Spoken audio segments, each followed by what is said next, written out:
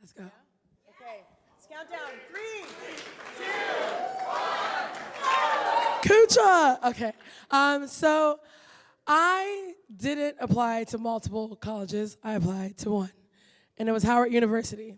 Howard University is a historical black college and university, HBCU, and it was something that I decided to do because it was what I saw. I was living in DC, and my family was friends with people from Howard.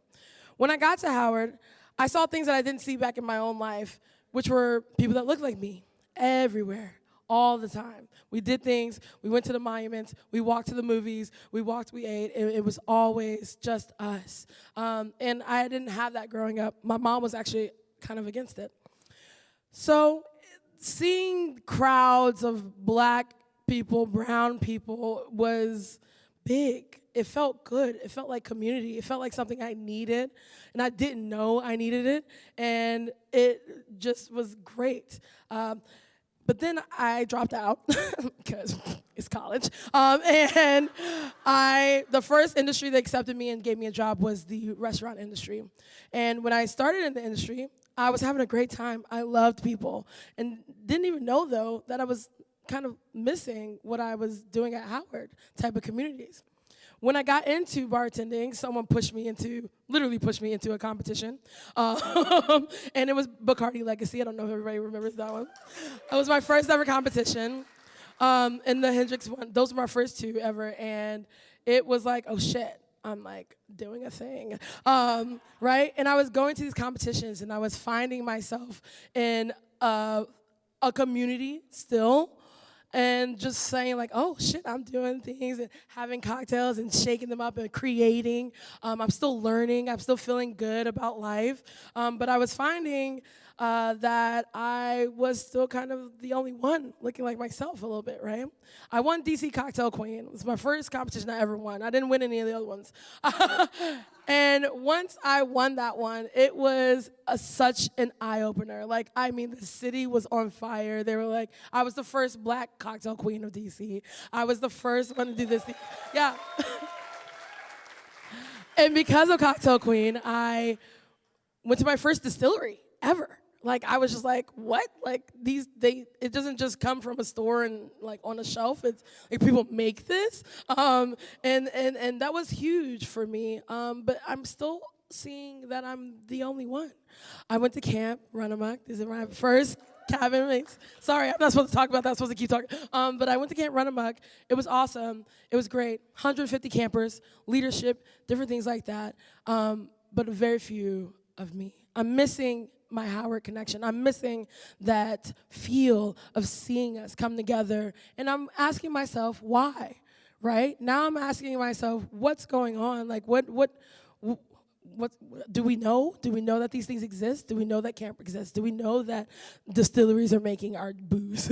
Or do we just think it's in a bottle? Do we know? And because of that, I mean, not even because of that, because of Cocktail Queen, I was still finding new things. I went to Tales of Cocktail for the first time, right? And I was seeing that there was awards. This year, DC Columbia Room won an award, and I was so excited, right? And I was just like, oh my God, what are we gonna do? We gotta go home. And I'm like, I wanna do that. And I was like, I want people, black and brown people, to see that this is a thing we can win, we could get these things. And I was like, what am I gonna do? What am I gonna do? I get extended to a competition for Black History Month, and it was amazing. It was the first thing I ever saw like that, ever. And oh my God, this is crazy. And I was the only black woman. I just wanted to do something for people, so I created Chocolate City's Best as a competition for us, by us, and now it's an organization. And because I did that, it's because I was longing for that community that Howard had showed me, that journey, that black journey that people were going on. I wanted that people to feel comfortable where they were. And in that, my best friend Danae is on the screen. I'm sorry, I have to call her out because that's my girl, who is now a part of Chocolate City's Best also. And finding that the community I've been putting together with my best friends, that's Michael Holiday Jr., is what I was getting at Howard. And I had started to make the connection that without going to that school, I would not have known what that community looked like or felt like. You know, I feel like my journey in this career, in the path that I've been doing in terms of finding space for people to feel safe, wouldn't have been without Howard. So we came together and we started doing initiatives. We started doing storytelling, writing history, things that were erased from us in terms of not only this industry, but in the world. We wanted to bring it back and make sure that we were making a stamp on history. We were doing things. 2020 happened. People were in the house. And we kept up our presence.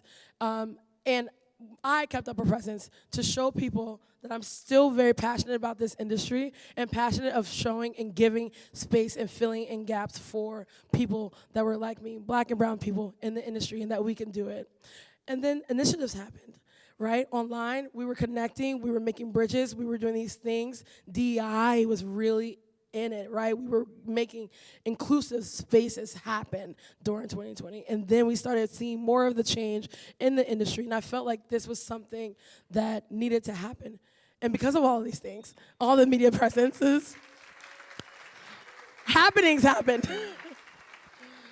I am so grateful for just being passionate of filling a space like I saw. I wanted people to wide eye like me. I'm like, look, we could do this. I wanted them to see that too. And because of that, I've been able to create, be around. Oh my God, I have 20 seconds and things. So Howard saved me because it showed me that I could do this and be in a place. And you guys are awesome.